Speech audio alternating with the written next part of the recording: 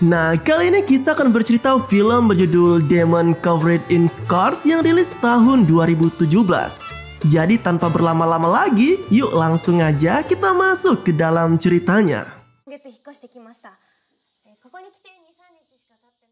Film diawali dengan adegan tidak menyenangkan yang dilakukan oleh sejumlah murid perempuan pada temannya sendiri.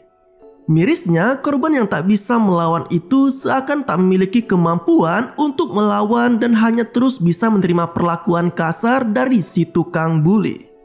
Adalah Mai Kasai, seorang gadis asal Tokyo yang kini memulai kehidupan barunya di desa.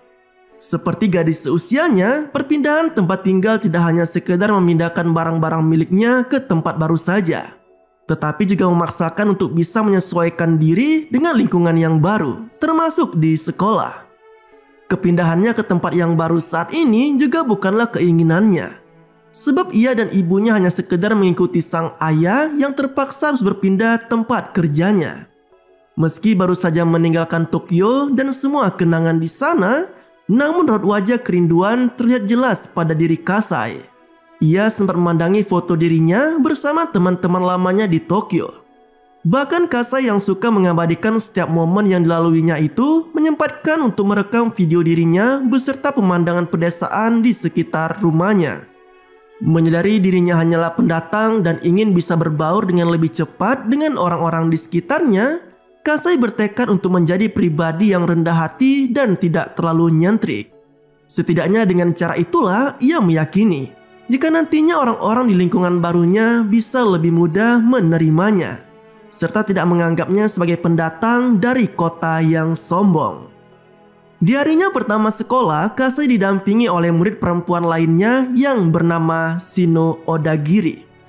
Ia sengaja ditunjuk oleh guru untuk menemani berkeliling sekaligus memperkenalkan sekolah baru itu kepada Kasai.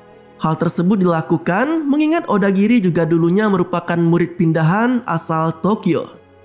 Sejak perkenalannya di depan kelas, hampir semua murid di sana tertarik pada Kasai, terutama karena ia memiliki penampilan yang menarik dan sikap yang baik.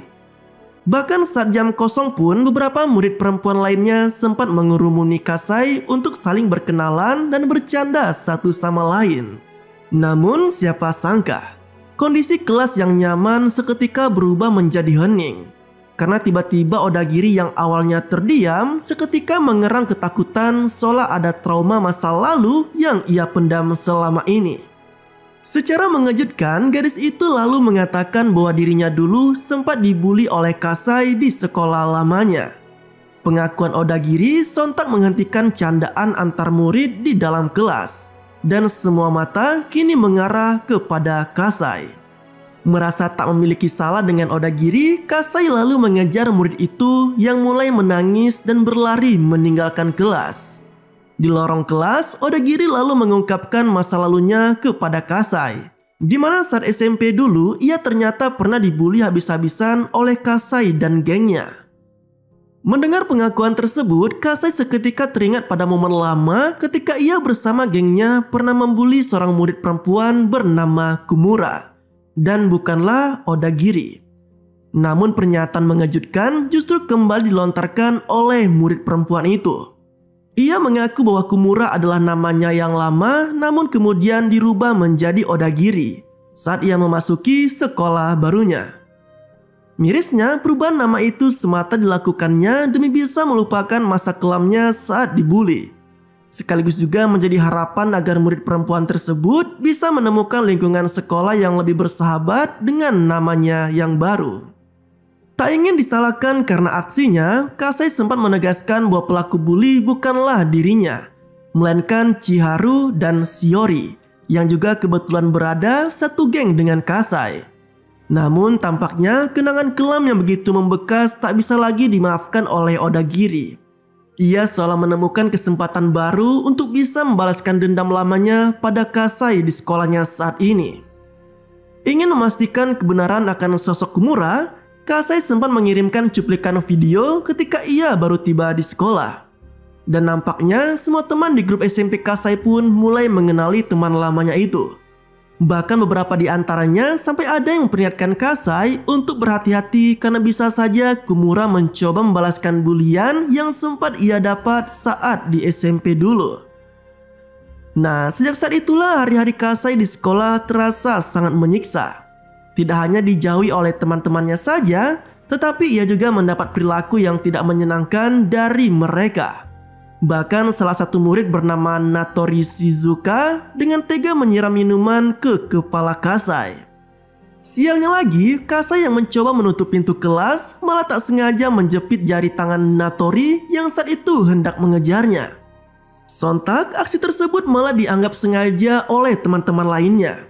Tak terkecuali dengan Odagiri yang menyulut amarah teman yang lain dengan mengatakan jika aksi serupa juga sempat dilakukan Kasai padanya saat SMP dulu.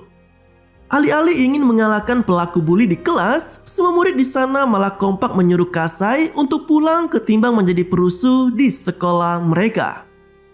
Tak hanya itu, aksi mencela juga terus dilakukan oleh semua murid di sana melalui pesan singkat. Bahkan hal itu mereka lakukan ketika proses pembelajaran sedang berlangsung. Nah, di hari berikutnya, aksi tak menyenangkan kembali dialami oleh Kasai. Ia yang saat itu baru sampai di kelas tiba-tiba mendapati mejanya yang sudah dipenuhi oleh coretan. Tak hanya itu, buku yang ia simpan di dalam laci juga turut menjadi sasaran para pembuli. Buku tersebut ternyata ditemukan sudah dalam kondisi sobek dan tak bisa lagi digunakan. Tak ingin tinggal diam, Kasai yang terpancing emosi lalu merobek buku salah satu murid perempuan tengil bernama Yuria Fujizuka. Ia meyakini bahwa coretan di meja dan buku yang disobek-sobek tadi adalah ulah dari murid tengil tersebut. Tak hanya itu, Kasai juga turut merekam video kondisi mejanya yang penuh dengan coretan. Termasuk merekam wajah Yuria seolah ia benar-benar ingin menyimpan dengan baik kenangan kelamnya saat menjadi korban bully di sekolah barunya tersebut. Entah apa yang ada di benak Odagiri. Ia yang dari tadi terlihat cukup tenang dan terkesan tak ingin ikut campur dengan urusan Kasai malah fokus pada ponsel murid baru tersebut. Ia agaknya memiliki ide liar yang agak memunculkan kesan lebih buruk pada diri Kasai di hadapan teman-teman yang lain. Dan benar saja, kehebohan pun terjadi di kelas. Sebuah video tersebar melalui grup dengan narasi yang menjelek-jelekan kondisi desa yang ada di sana, termasuk sekolah tempat mereka belajar saat ini. Meski Kasai sendiri tak merasa telah membuat video tersebut, namun nampaknya itu semua jelas adalah ulah dari Odagiri yang sempat menyabotase ponsel milik Kasai. Seolah tak puas dengan aksi bully yang dilakukannya, Yuria dan Natori kembali melakukan aksi serupa di dalam kelas. Para murid yang seharusnya menghias kelas sebagai persiapan jelang festival malah diwarnai dengan kegaduhan oleh Yuria dan Natori. Kedua murid perempuan itu dengan tega mencoreti wajah Kasai menggunakan cat. Sontak, aksi tersebut jelas memicu kemarahan Kasai. Namun ia hanya bisa berlari ke arah toilet untuk membersihkan noda cat di wajahnya, tanpa sedikit pun memberikan perlawanan pada kedua murid nakal tadi. Di hari berikutnya, Kasai yang baru tiba di dalam kelas juga kembali harus merasakan tindak tidak menyenangkan dari Yuria dan Natori. Kali ini bukan aksi kekerasan fisik seperti yang sempat mereka lakukan sebelumnya, melainkan kedua murid nakal itu memberikan seragam petugas kebersihan kepada Kasai sebagai kostum dalam acara festival di sekolah nanti. Padahal murid lainnya mendapat kostum yang bagus dan layak untuk mengikuti festival tersebut. Tidak hanya itu, seragam yang dilipat rapi di atas meja Kasai juga ternyata telah disematkan sejumlah cacing tanah yang seketika membuat semuanya merasa sangat jijik. Tak terkecuali dengan Kasai sendiri. Dengan penuh kesal, murid baru itu kemudian berlalu pergi meninggalkan kelas begitu saja. Meski sempat cukup lama tak ditemukan keberadaannya, namun akhirnya Yuria dan komplotannya berhasil menemukan Kasai di salah satu ruangan. Sialnya, Kasai yang sempat menyendiri di ruangan itu malah dikunci dari luar oleh Yuria dan komplotannya. Seolah mereka benar-benar tidak peduli lagi dengan murid baru tersebut. Mirisnya lagi, salah seorang guru yang jelas-jelas mengetahui adanya murid yang terjebak di dalam ruang tersebut malah memilih cuek dan tak menolong si Kasai. Seolah ia benar-benar menganggap tak ada hal yang aneh di sekitarnya. Entah apa yang merasuki Yuria dan kawanannya. Mereka yang belum puas dengan mengunci Kasai di ruang tadi malah kini kembali mendatangi murid baru itu dengan begitu santuy. Namun tidak untuk membebaskan, melainkan justru membiarkannya tetap tersiksa di dalam sana. Alhasil, Kasai yang tak bisa lagi menahan keinginannya untuk buang air kecil malah terkencing di celana, tepat di hadapan Yuria dan komplotannya. Parahnya lagi, para tukang bully itu tidak merasa jijik atau meninggalkan Kasai begitu saja. Mereka justru merekam video tepat ketika Kasai terduduk dan terkencing-kencing di celananya. Nah, menariknya salah satu anggota komplotan Yuria bernama Chiho Kondo sempat meminta teman-temannya untuk menyudahi aksi mereka.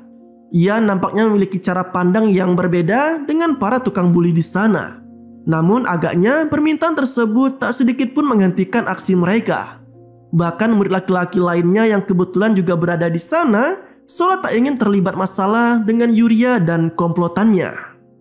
Tak tahan dengan penderitaan yang ia dapat, Kasai sempat memperlihatkan kekesalannya dengan melemparkan celana dalam miliknya hingga menimbulkan percikan air di sekitar mereka.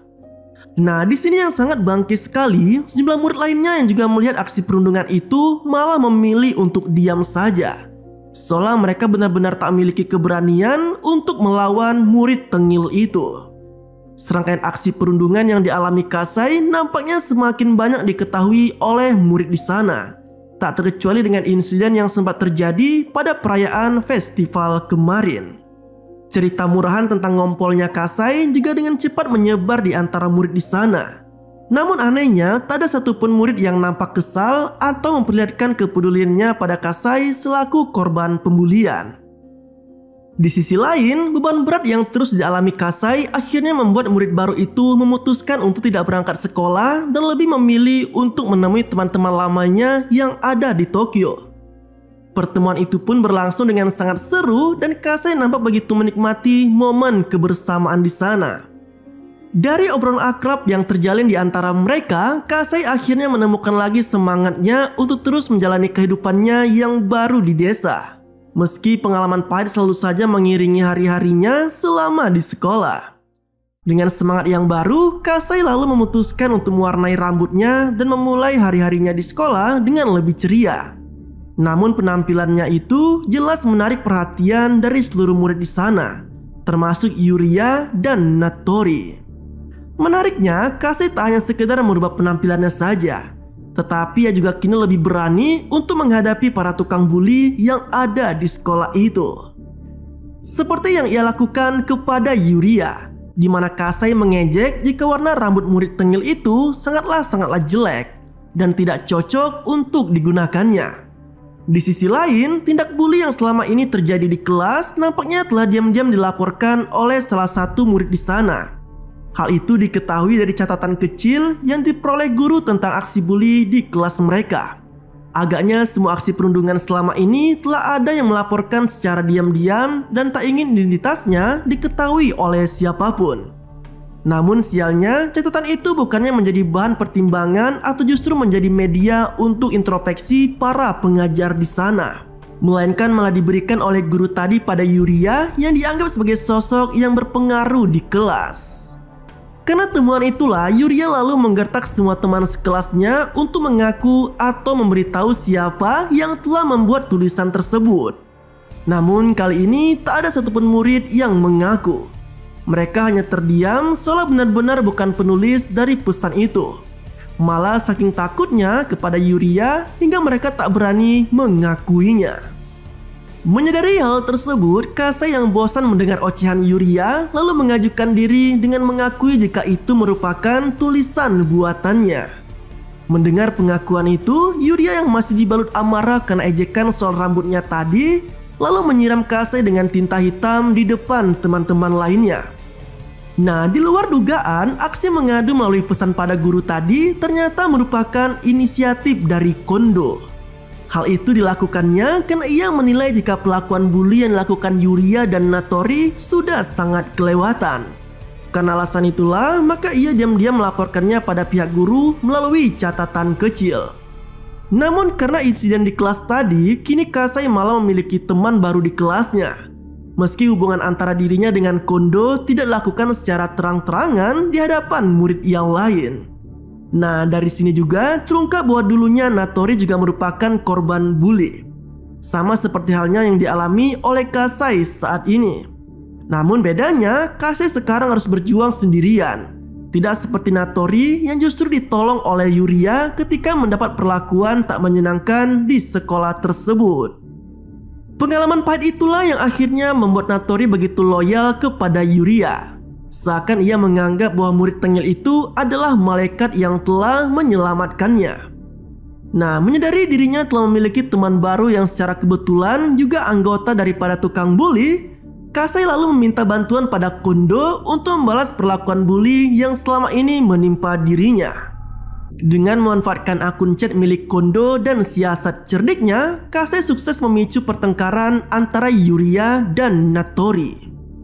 Murid pindahan asal Tokyo itu menghasut Natori seolah-olah ada pembicaraan bernada negatif antara Kondo dan Yuria. Termasuk menghina Natori dengan mengatakan jika ia sangatlah bodoh dan memiliki boneka babi yang sangat bau. Tak hanya itu, Kasai juga meminta Kondo untuk merusak ponsel Yuria. Hal itu dilakukan agar tak ada bukti manipulasi atas chat yang dibuat olehnya. Dengan mengadukan soal chat tadi, Natori pun lalu meluapkan kekesalannya pada Yuria hingga kemudian terjadilah pertikaian di antara mereka berdua. Tak cukup sampai di situ, Natori yang kebetulan sempat terjatuh dari tangga dan mendapat patah tulang usai pertikaian dengan Yuria, lalu dimanfaatkan oleh Kasai dengan membuat isu seolah-olah insiden tersebut murni merupakan ulah dari Yuria. Alhasil, murid tengil itu pun kini mulai dijauhi oleh teman-teman lainnya. Sementara itu di sisi lain, Odagiri yang harus memendam benci pada Kasai juga kembali melakukan aksi bully pada murid baru tersebut. Ia berusaha menekannya dengan meneriaki hal-hal buruk tepat di depan wajah Kasai. Bahkan Odagiri sempat berusaha menyayat lengannya sendiri seolah ia ingin menghasut Kasai agar terkesan sebagai pelaku dalam aksi kekerasan itu. Dari sini juga terungkap bahwa sejatinya Odagiri mengalami trauma bukan dikarenakan oleh perlakuan bully yang ia dapat selama di SMP, melainkan justru karena tindak kekerasan yang dilakukan oleh ibu kandungnya sendiri yang telah membuat gadis itu menjadi sedikit gila. Secara mengejutkan, respon di luar dugaan malah ditunjukkan oleh Kasai. Ia bukannya memberikan perhatian sedikit pun kepada Odagiri, melainkan malah meninggalkannya begitu saja. Sikap cuek yang ditunjukkan Kasai nampaknya telah membuat Odagiri menjadi salang tingkah. Bahkan ia malah merasa malu sendiri karena aksinya tadi tak sedikit pun membuat Kasai goyah. Namun siapa sangka, aksi cuek yang dilakukan Kasai kepada Odagiri tadi ternyata bukanlah tanpa alasan. Sebab ternyata ia diam-diam malah sudah merekamnya melalui ponsel. Bahkan tak hanya pada perseteruannya dengan Odagiri saja, tetapi juga pada semua aksi perundungan yang sempat didapatnya pun diam-diam telah ia rekam selama ini. Nah, dengan semua bukti yang ia miliki, Kasai lalu menyebarkan semua video itu melalui chat grup di kelasnya. Hal itu juga yang kemudian diteruskan hingga tersebar luas, termasuk ke lingkungan guru dan staf sekolah. Aksinya kali ini agaknya telah benar-benar menampar semua warga di sekolah tersebut. Mulai dari murid hingga para pengajar dan pihak pengelola sekolah pun turut merasa bertanggung jawab atas semua tindak perundungan yang terjadi di sana. Hal itu juga yang disampaikan oleh Kasai di depan kelas. Ia menilai bahwa semua orang di sana sama saja dan tak ada bedanya dengan pelaku perundungan itu sendiri. Mirisnya, orang-orang yang secara jelas mengetahui adanya aksi bully malah membiarkannya begitu saja, seolah cuek dan tak ingin ikut campur dalam urusan tersebut. Parahnya lagi, beberapa orang lainnya bahkan tak hanya cuek saja, tetapi juga ikut tertawa melihat penderitaan yang dialami oleh para korban bully. Dengan kekesalan yang memuncak, Kasai lalu menaiki meja dan mulai menunjuk-nunjuk semua orang yang selama ini dianggapnya telah begitu jahat dan berlaku tak semestinya.